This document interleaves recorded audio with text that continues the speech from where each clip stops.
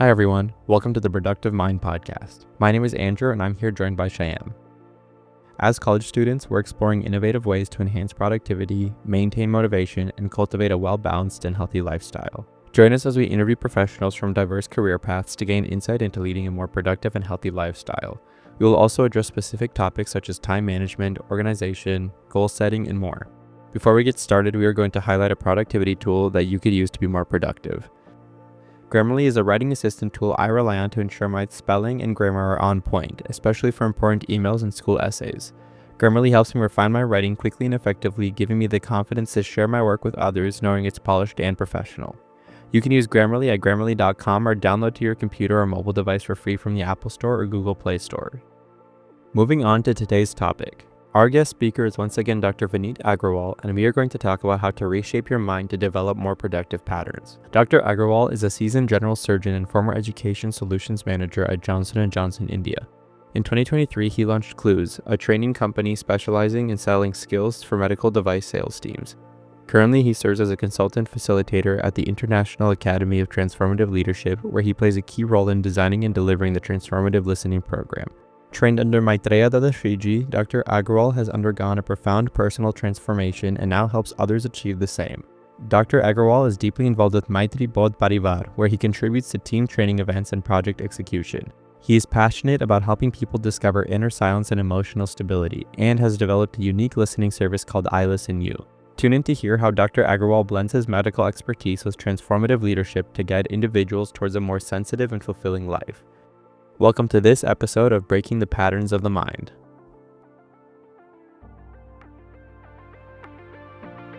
Welcome to the Productive Mind podcast.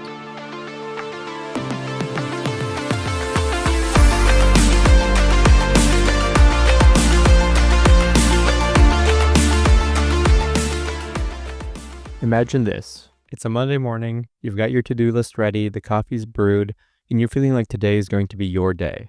You sit down to get started, but then you check your phone, you scroll through social media, maybe check the news, and the next thing you know, it's almost noon and you've barely made a dent in your tasks. It's not that you're lazy or that you're not capable, but your mind has developed habits that are keeping you stuck in that unproductive cycle. But what if we could break out of that? What if we could rewire our thinking to take control of those mental habits and start creating patterns that actually serve us? So this podcast is about breaking the patterns of your mind and becoming a better version of you. So to kind of start with, Dr. Agrawal, do you mind kind of giving us a basic understanding of how the mind works? Sure, Sham. So the main function of the mind is to receive information and then make decisions of what action needs to be done. Right? That's, if you simplify everything about the mind, that's what the mind is built for. The challenge which happens in all of this is the mind will not always behave the way you want it to behave. Right? The function of the mind: receive information, give an output as an action or a decision. But in that process, so many things can go wrong. Right? There can be confusion, there can be multiple thoughts, there could be interference, and the mind may or may not support you in doing that. So that's what I think we are here to deconstruct, to figure out that how can we achieve the true state of the mind, which is simply receive information and give an output without all the other interference which happens. So you mentioned that the mind does some processing, right? You take some information in, there's something that goes on in between, and then you have some kind of function or action that you do. What kind of happens in the brain in terms of processing, or are there filters that help you process? Yes. So let's say that you want a red car. So when you go out on the street and you see cars passing by, what will you see? All the red cars. All the red cars. And let's say that you're going through some balding issues, right? Very common, I guess, in youth today. So when you go and see people, what do you see? Ball. You see bald people, or you see people with a lot of hair, and you wonder, how is this person having so much hair, and what is the problem with me? So what is happening in all of this is you have a desire, or there is something that you want, and that's somewhere locked in your memory or in your mind. Now, there are all the cars on the road, different colors, different makes. Your eyes are seeing everything, all the information out there. But moment all the information goes to your mind, there is a filter that gets applied, and you automatically focus on something which is locked inside your memory. And then the output that you get, or the focus that you get, is the memory itself. So if you wanted a red car, then you will only see red cars. You'll notice more of red cars. But that's not the reality. Like reality, there are like hundreds of cars, but you just saw the red car. So same thing happens with any kind of information that you come across. So there is a association, there's a correlation which happens with something you already know, or something that you have locked inside, or you have kept as a memory, or repetitive things or experiences that have happened. So all the information bombards with those associations in your brain. Then eventually you're forced to focus on only one aspect of the reality. So these are all the filters, all the perceptions. You can call it perceptions. We can call it judgment too. So for example, moment you see someone dressed very well, you would assume that they are well-to-do, or they are nice, or they may be a nice person. And the moment you see someone who's not dressed very well, your thoughts are, okay, this person is very casual, doesn't take things seriously, or maybe the general attitude in their life. So all these thoughts are happening. You may or may not be aware of it, but all these judgments and thoughts are happening, and you label a person as a certain type of person. When you come across people also, you subconsciously label them as someone you would want to interact with, someone you wouldn't want to interact with. And this is all to make life easier for us, right? It just simplifies things. Or Hopefully, yeah. But would you consider these filters like a positive thing? Because like Shyam just said, like to simplify life, to help us process things better, or a negative thing that could skew our perception of reality? Yes. So it's ideal to be in a state or position where you are aware of your filter. So even if the filter is applied, you are aware that I am thinking like this, or I have ignored certain part of information and I'm focusing on this information. So that awareness is important. You may or may not be able to bypass that filter as of now. But having awareness that, yes, my mind does act like a filter is the first step, because you are missing out on a lot of important information and you're making decisions on like 1%, right? So there's a very interesting pie chart, maybe I'll share with you. So there is a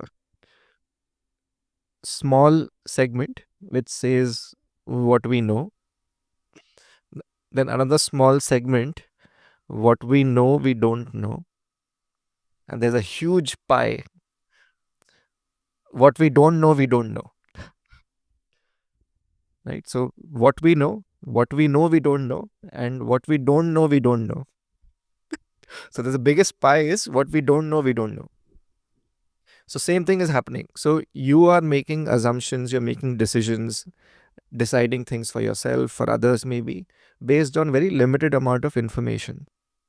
And that can become a challenge for yourself, because later on you realize, oh, I should have done something else. Like, I don't know if you have already experienced, but regret that, okay, I wish I had maybe focused more or thought about something more and arrived at a different decision than what I made the other day, right? So this is where knowing about the mind and trying to understand and work with the mind is very important.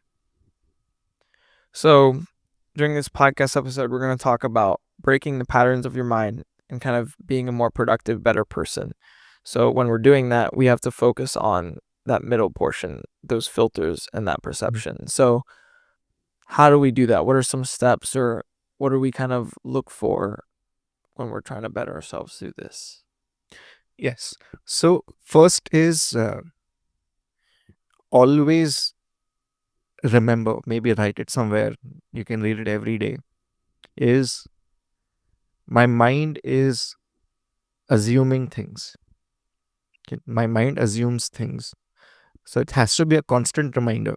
So even when you're making decisions or coming across information, interaction with people, someone said something to you. So you have to first keep this thought. So this thought has to become memory, that my mind makes assumptions. Right. So just like we spoke about how you lock the memory, and let's say you want a red car, you only see red car. Same way you have to keep reiterating that my mind assumes things. So when that thought comes, you will be able to take a break and then try to analyze all the information available to you, instead of being impulsive and just take the decision which comes first. Too much.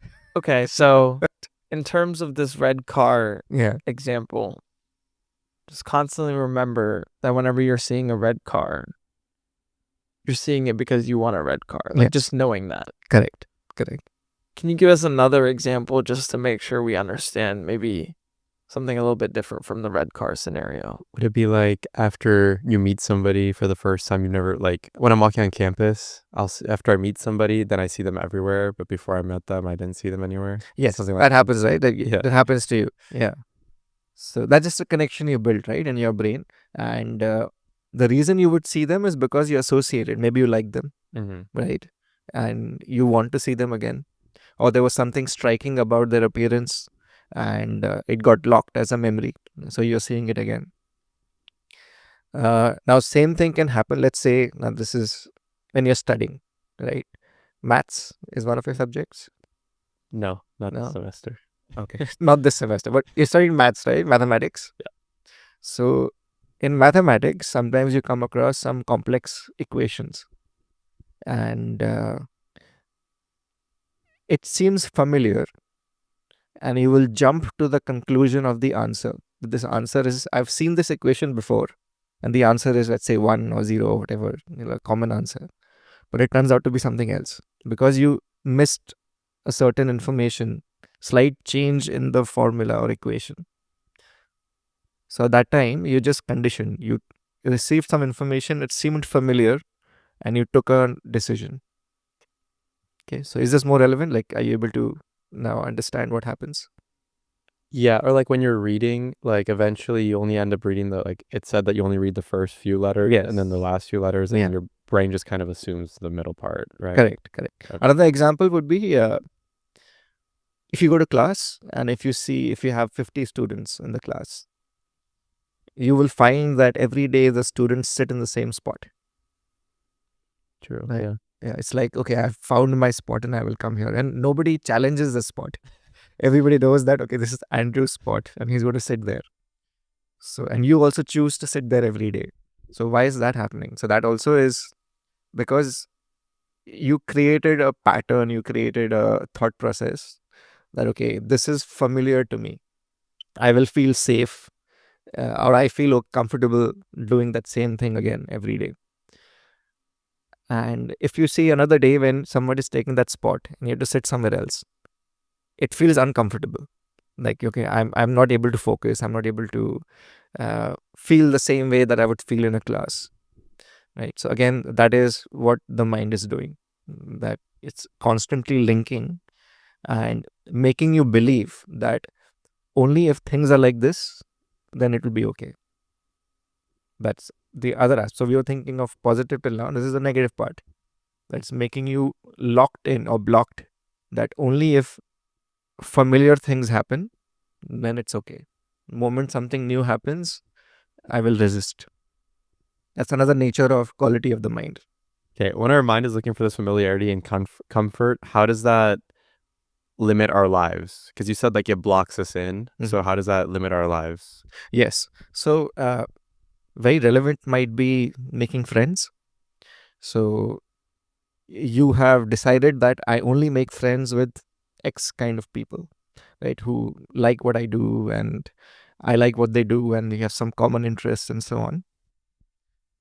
So you will feel familiar and you will have some comfort there. But you may be missing out on so many people who are potentially great friends, who will help you learn something new, help you experience something different. But you just avoid that because now you're in your comfort zone. Same way, right now, you have chosen your subjects, right, based on certain calculations or whatever thought process that, okay, if I do this, this is what I want to do, and this is what will help me later on in life. But you have no clue what you will do after 5 years. So my career changed. I was doing surgery and then I shifted to industry, right? Nothing what I did in surgery was supporting me so much in the environment of corporate. It's very different. So do not deny yourself experiences just because it's familiar, and then you'll tend to like lose out on things. So essentially what we've said from all this is in order to break the patterns of the mind, you have to be comfortable with being uncomfortable. And then you have to take into consideration these filters and stray away from letting it influence your decisions. Got it. Okay. So now let's kind of focus on the nature of the mind. What do we do when the mind gives us options, or there's like kind of a duality of either or? How do we kind of approach that scenario? Because I know that's something that people frequently face. It's like the brain automatically gives you two options because it's the easy way out. How does that kind of affect our lives? Yes, that's a very interesting aspect of the mind. So we spoke about natures of the mind. So the mind has filters. The other aspect of the mind is duality, as you mentioned. So if you observe, the mind will always give you two options, okay, at the least. It'll always try to make you decide between A and B. Let's say you want to, even for food, right? If you want to eat something, it'll give you two options. You have Italian, you want to have Chinese, you're always confused, and then you spend 20 minutes trying to figure out. And I think Netflix, how much time do you spend figuring out what you want to watch, right? It keeps giving you options, and you keep going into option after the option after the option and not deciding anything. And so you can think of mind as identity of its own, just like you exist as Shyam and Andrew. So mind also has an identity. It exists on its own. And mind will do everything to exist.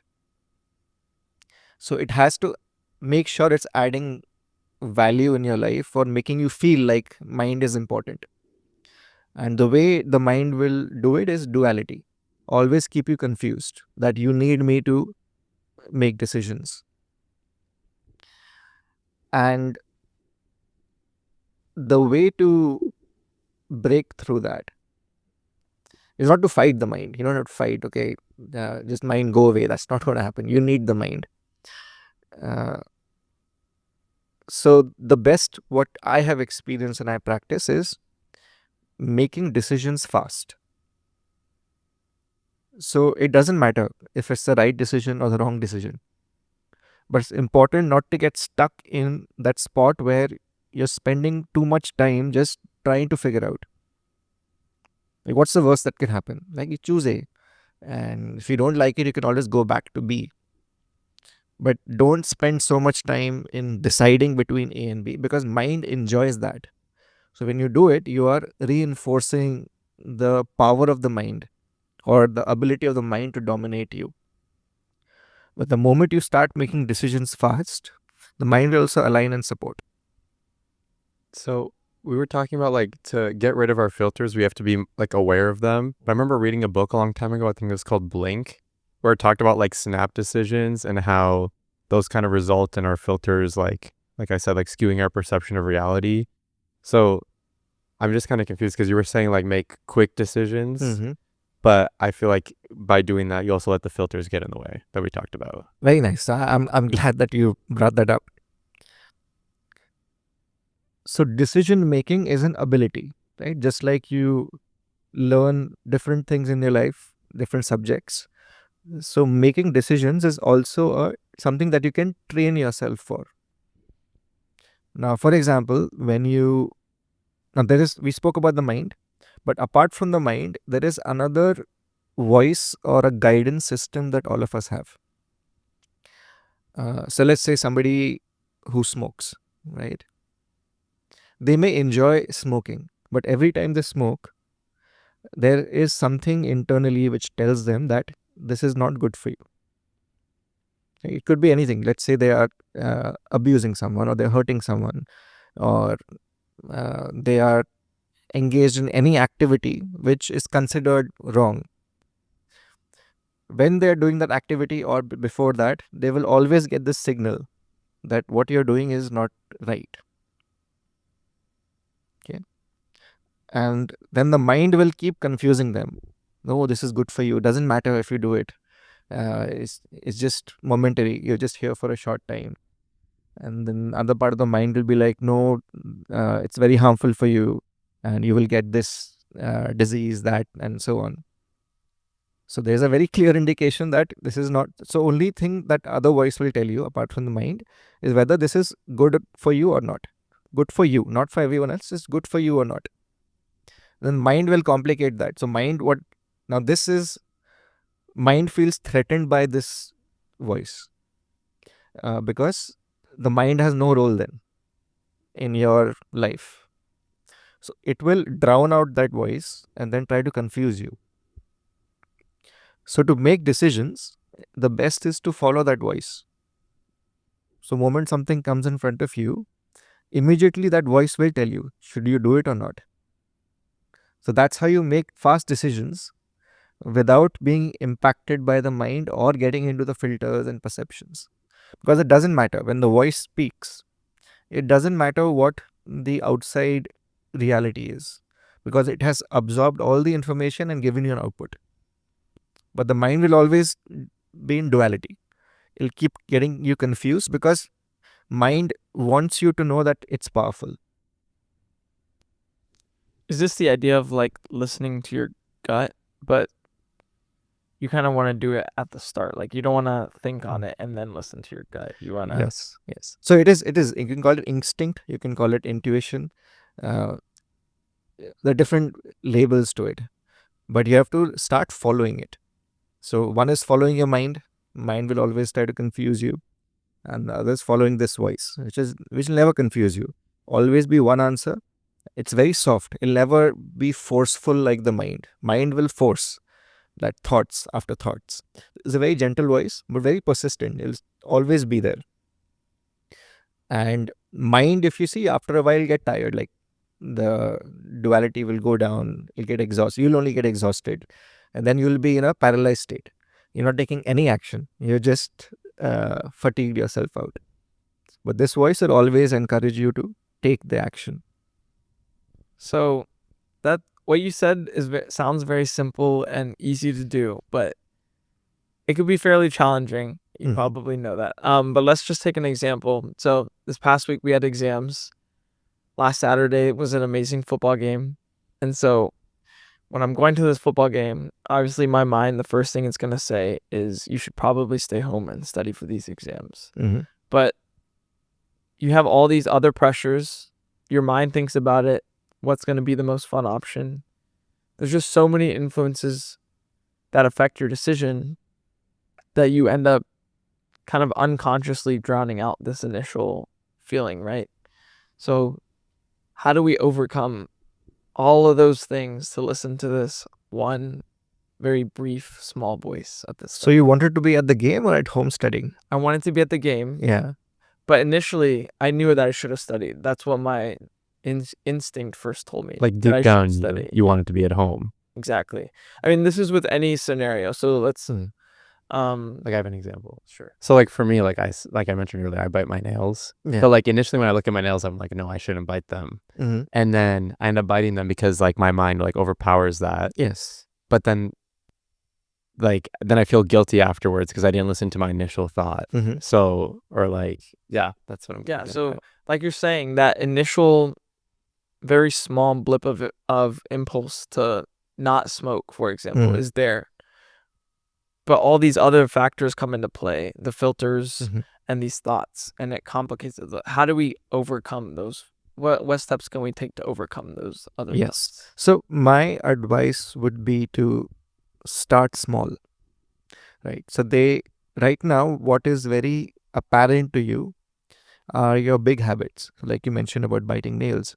It's developed over a lot of time, right? It's not new. It's happened over a couple of years, I guess. So, when you go to the gym, you don't lift the heaviest weight, right? You start somewhere small, then you slowly build your strength, and then you go after heavier and heavier and heavier. Same way as for your mind.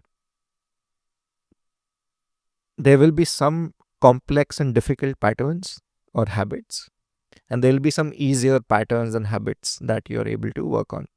So if you try to attack your complex ones or the more dense and complex and difficult ones, you will struggle and you will get demoralized because you're not built your capacity or stamina to do it. So you have to start small. Identify any one habit that you can change. And from that, you will learn what it feels like to change, how the mind will respond, what the mind will do to resist it, how your body is also going to respond. So there'll be a lot of learning involved in breaking that one small pattern that you have built. And then you build on it, you keep learning, and then you reach a stage that, okay, now I'm ready to fight a bigger pattern or bigger complex habit that I have, and then work on it. And then the voice will also get stronger. That voice we spoke about, it'll keep getting stronger and support you there. Can you give us an example of like a small habit compared to a complicated habit? Yes. So it's about being uncomfortable, right? So let's say you're going to class every day, sit in a different spot every day. I guess That's a simple thing. Yeah. So that will make you feel some things. And there'll be a time where you will be totally comfortable sitting anywhere because you're not locked yourself in a framework that only if I sit here, I will learn. That's like a very small example. The other would be, let's say, food. Okay, so this is what I follow personally. I can eat the same food every day, right? So I'm not entertaining my mind into options that what should I eat today? I have this option, that option. So here I have a very common brunch. I don't eat breakfast. I'll have bread and eggs. I might change the way I eat the eggs or the way I make the bread, but it's still bread and eggs. That doesn't change. So I'm not putting so much energy into it. So my mind is now trained that it's not worth spending this time and energy on deciding what to eat. So then I can apply it to other things also in life. That wherever I feel that I can simplify or I can reduce my decision making, I will try to do that. And slowly it'll become part of, habits have a tendency to spill over. So for example, if you are in the habit of being late, one day suddenly you can't be on time for something important. You will end up being late because you have trained your body and mind to be late. Okay, so I think that's a pretty good understanding of all the different things the mind does on its own that we should be aware of and try to take control of. So you mentioned duality, the mind complicates things, and then it automatically applies filters as well. That kind of makes everything a lot more complicated as well. So now we're going to maybe transition to productive versus non-productive patterns. So this is the idea that non-productive meaning the mind always tries to pick familiar things, and then productive could be maybe approaching new things or sources of information. Yes, so you could classify patterns or habits. I think it'll be easier for people to relate with habits as productive and unproductive or non-productive.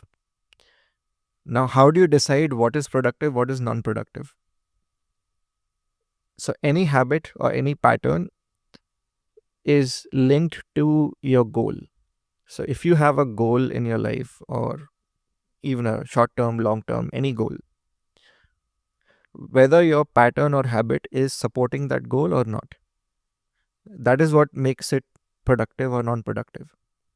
Not a general idea that people who wake up at 5 are productive, like the 5 a.m. club, or if you follow a certain schedule or a routine, that means you're productive. That's not the case.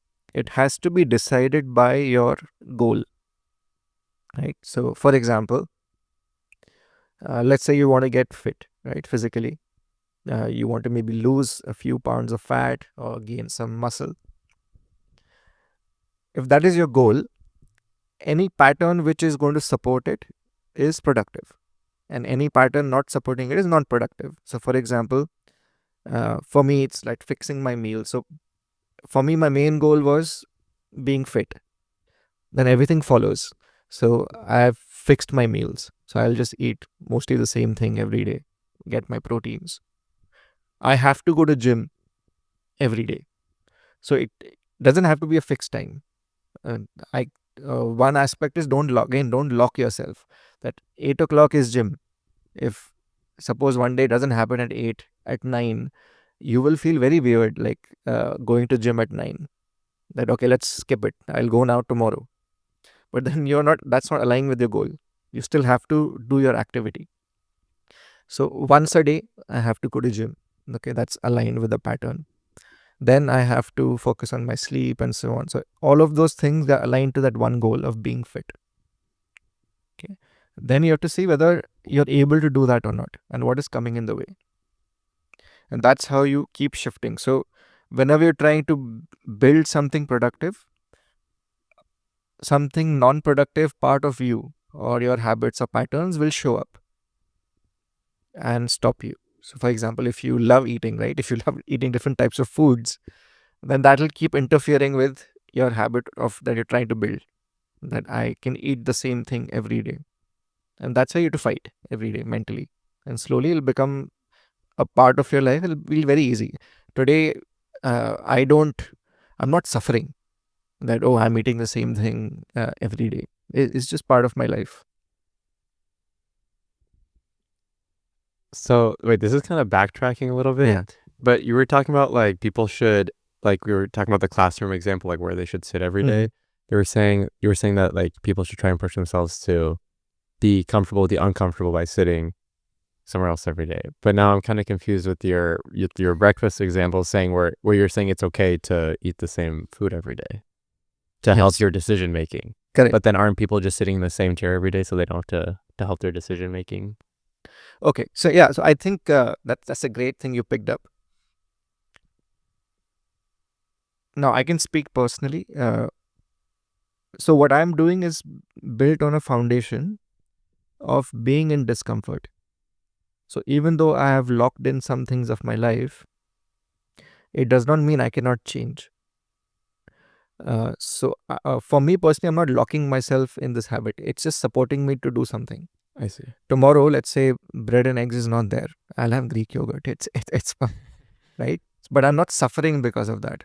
So those decisions are made just to make it simple, right? So I can keep that reserve of energy to make decisions elsewhere. Okay, because some decisions every day, you're making every day, right? Like common decisions every day. Should you spend time on making those decisions, or reserve your energy for decisions that are new in that day, right? So it's just the play of that. And eating something the same every day is not comfortable, right? So it's still a discomfort. I may have reached comfort in that, but there are days when it's just bread and eggs, but I still have to eat it. Okay, so it changes every day, but still there. So that's the space I came from. If you reach a stage where you have become comfortable in being uncomfortable, right? Which means that you have the ability to create and destroy habits, then it's safe for you to create habits that are going to support you, right? So let's say I came from India and I came to US, right? In India, my meal is different. So India, there is kind of lunch. I skip breakfast, and at home, I eat whatever is made, right? I'll be kicked out of the house if I start demanding for food, that please bake this for me or please bake that for me. So I have trained myself to, whatever it is, I'll accept. Whatever lunch is made, I'll eat it. Right. So that's another, when I come here, I have more freedom. So now I eat what I like. So bread and eggs I'll have. Still, it's the same bread and eggs every day. But there, someone else is in control of my meals. Here, I am in control of my meals. In both situations, I'm okay. I see. I understand. Yeah. So the idea is not only coming up with good habits that make you uncomfortable, but it's also being able to be flexible in that you could break and start new habits. Yes. Yeah. But you're able to be flexible because you've already dealt with that the uncomfort. Yes. Yeah. Right. I know what discomfort. it's like to break a habit and start a new one. Mm-hmm. Right. It's frequent for me. I see. Yeah. So the training you have to do is breaking and building habits as often as you can. So you're never stuck anywhere in life. Your body, mind, emotions will support you when you are trying to change something in your life, compared to if you have just kept the same patterns and habits of the mind.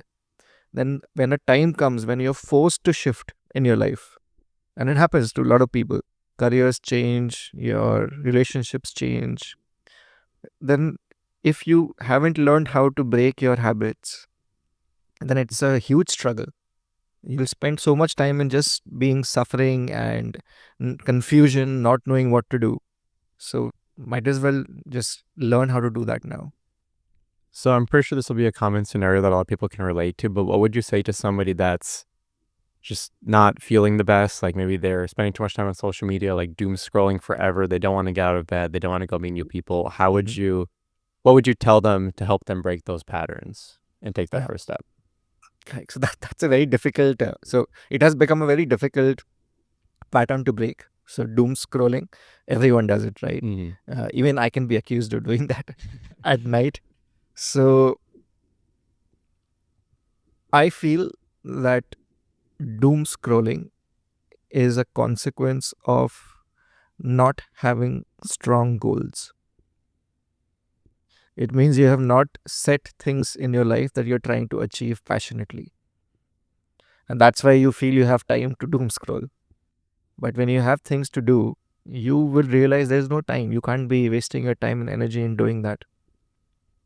And that's also the way mind behaves. Unless you give a very clear direction or command to your mind, the mind will not listen.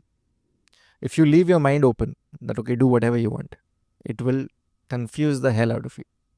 But if you have a very clear goal, so your mind will align to it and help you do that. So like that little voice that you were talking about earlier, that's always kind of telling you like the right thing that you want to do. Like by having clear goals, it'll amplify that voice and help you stay on track. Correct. So when my brain is telling me, oh, I just want to take a 5-minute break and doom scroll, if my goals are clear to me, it'll help me kind of stray away from that. Like I want to finish this assignment like tonight. It'll amplify that voice so I don't go to doom scroll. And then 5 minutes turns into 15 and then an hour and then forever. So I can take your example if you're okay with that. You're biting nails, right? Are you okay with that? Yeah. That's okay. So you want to get into medicine. You want to become a physician or a surgeon, right? You need clean, sanitized hands. True. to interact with patients. You Mhm. cannot do that. So what it means, your goal of becoming a physician right now is not so strong. That is making you break the habit. I see. You getting what I'm saying? Yeah. But if it is become very passionately a part of your life that I have to pursue this is my goal to help people, interact with people. So this is going to come in the way, I see. Yeah, that makes sense. right? So, but if you have that passion, then you will find the energy to break this habit. But if you have not set that goal very clearly for yourself, this habit will keep overpowering you. I understand. So, way to fix that habit is finding that goal and the passion that will make you change your routine, will make you change your habits and your patterns to align with that. And we've covered about passion in another podcast of the purpose, find, follow, and fulfill your purpose. Mm-hmm. So let's take that scenario. I feel like to break a habit like that, you have to make that initial connection, right? Like he would have never thought that biting his nails, like he would have never connected it to becoming a physician. Now, maybe if he's shadowing, that's different. Or maybe he's in medical school, then it becomes more relevant. It seems closer, and you think of it like that. So kind of applying that to a general idea, how does one take just a random habit that they have and kind of make that connection? Yes. So make a list of your habits that are coming in the way, right? So biting your nails, or it could be doom scrolling, it could be anything else which is coming in the way of you moving forward, or you're aware about it, that this habit of mine is a problem, right? So you list that, and then you see your goal. If you should have a goal. That is this habit going to come in the way of my goal? And what will be the consequence of keeping this habit? Then you have to see which is stronger. Is your goal stronger? Is your habit stronger? That kind of relates to something I try and remind myself of too. Like, will this bring me short-term happiness or long-term happiness? And the long-term happiness is related to like my overarching goal of like becoming a physician. Yeah. So, or like relating back to like biting my nails. My goal would be to stop biting my nails because it's unsanitary or whatever. But then biting my nails in this moment brings me short-term happiness, which is not okay. Yeah. Or not healthy towards breaking my habits. So your strategy for this is to maybe put it down on paper and be able to see the connections and compare. Yes.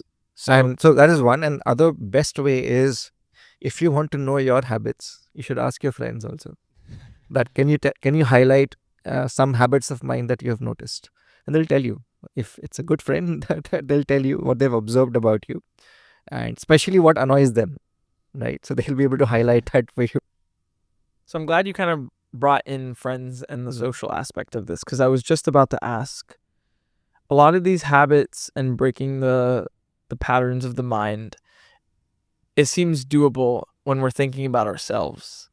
But I think it's a lot more complicated with social media now, where people start to compare. Like, let's take the 5 a.m. club, for example.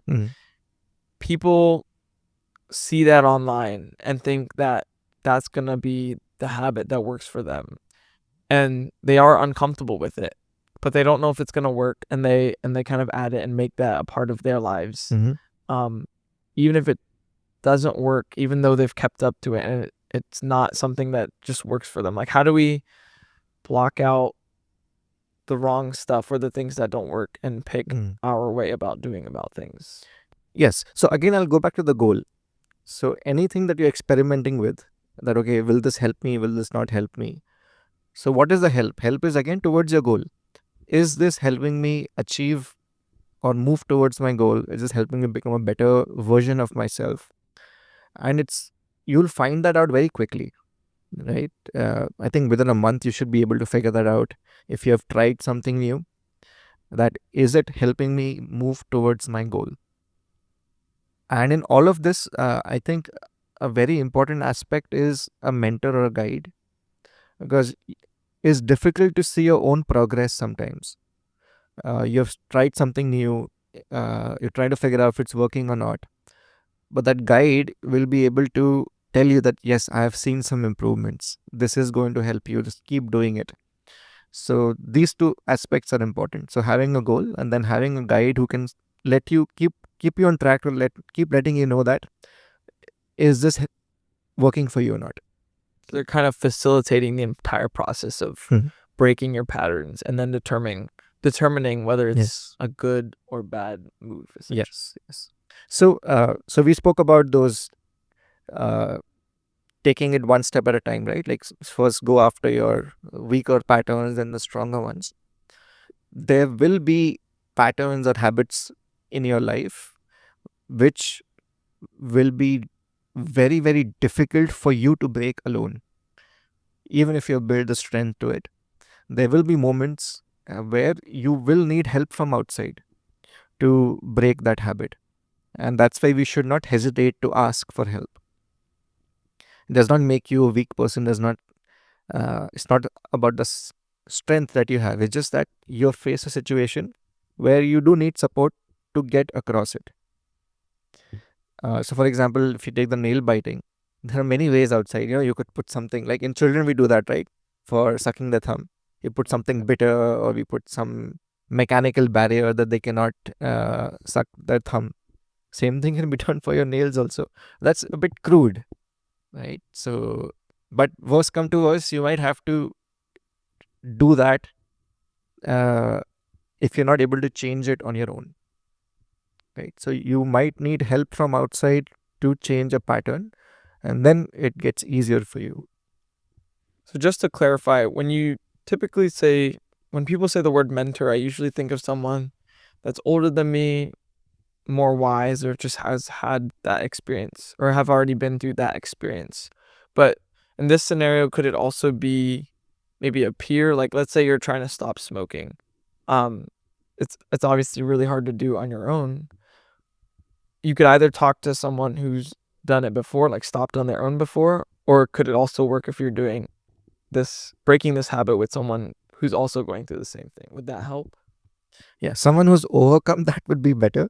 Okay. And someone who is also struggling with it, because then you will experience some weak moments together that both of you feel vulnerable and you give in to, let's say, smoking.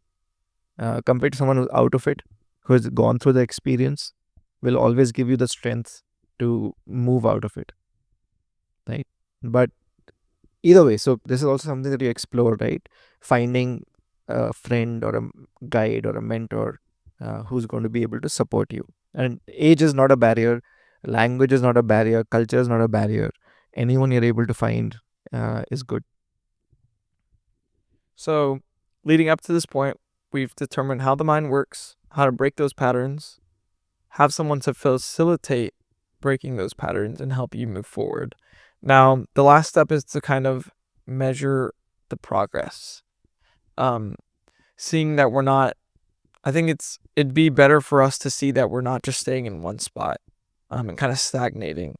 So what are some steps we could take to measure our progress? Maybe that would encourage us to keep going. Okay. So some is going to be very obvious. Let's say nail biting. Day you stop biting your nails is progress. The other example was sitting in different places in the classroom, right? So the progress would be that you stop feeling uncomfortable sitting anywhere. So first few days, maybe you'll feel discomfort. Next day again, discomfort. Then there'll be a day that you feel totally fine just sitting anywhere. Okay, so that's progress. So you will have to define it. So it's very individual for whichever pattern you're trying to break. And it's usually from discomfort to comfort. So the progress is discomfort to comfort. So the day you start feeling comfortable doing something different is progress. And again, you start becoming, you choose something which is uncomfortable. So the journey never ends. So for something like this, I feel like measuring progress tends to be difficult, especially when you can't see it directly. So would you maybe say write these down? Like, would journaling help? Maybe writing, like, for example, the moving around the classroom. You journal at the end of the day. Today I didn't feel uncomfortable. For example, so going back to going to the gym and making progress in the gym. I've gone to the gym for over a year, and if I never took any pictures or progress pictures is what they call it, I would never think that I made any progress. Yes. But looking back and seeing those pictures, you're like, oh, I made progress. Mm-hmm. So in the same scenario, like with journaling, writing it down, or maybe having a mentor that reinforces you that you've made Yes. progress. So there are multiple techniques. Journaling is one of them. You mentioned about gym, right? So weighing scale is not the best indicator for health.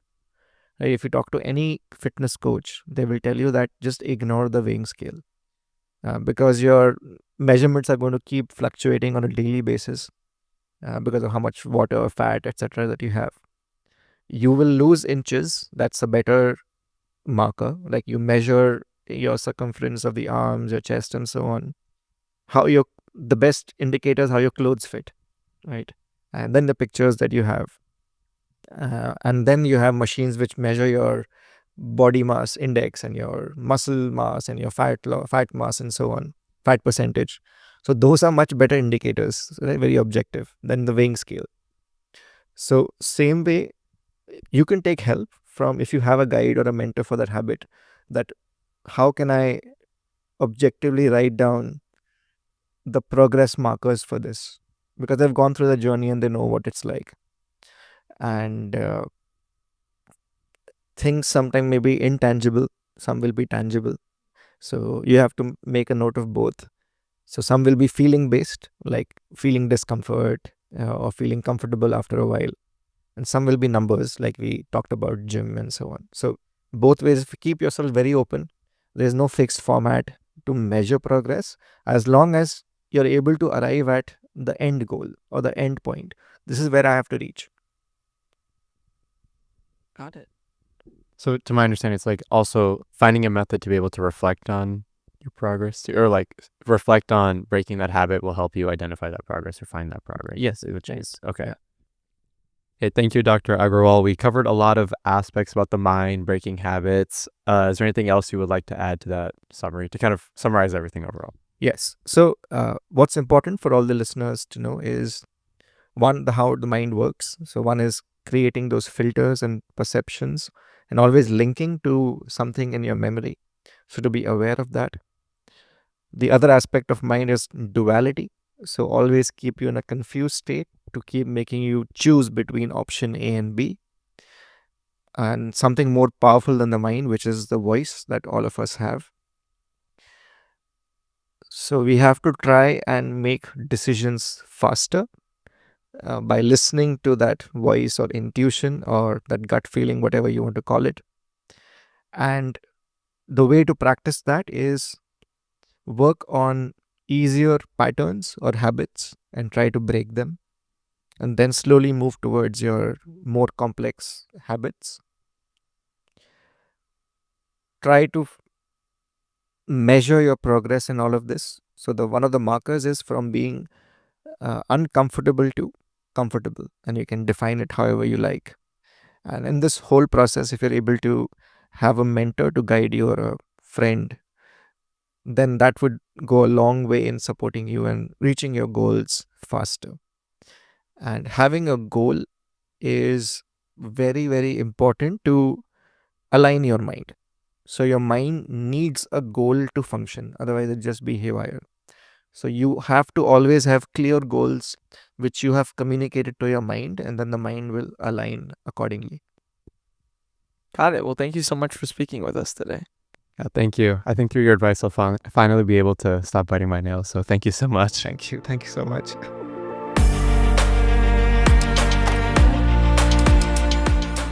To wrap up, we're going to leave you with a quote to remember this episode by. The following quote is by Charles Duhigg, an author and journalist for the New York Times. He says, "Habits are powerful, but they are not destiny. You can break any habit, no matter how deeply ingrained." Until next time, stay productive, positive, and keep pushing the boundary of what is possible. Thanks for tuning in, and we will catch you in the next episode.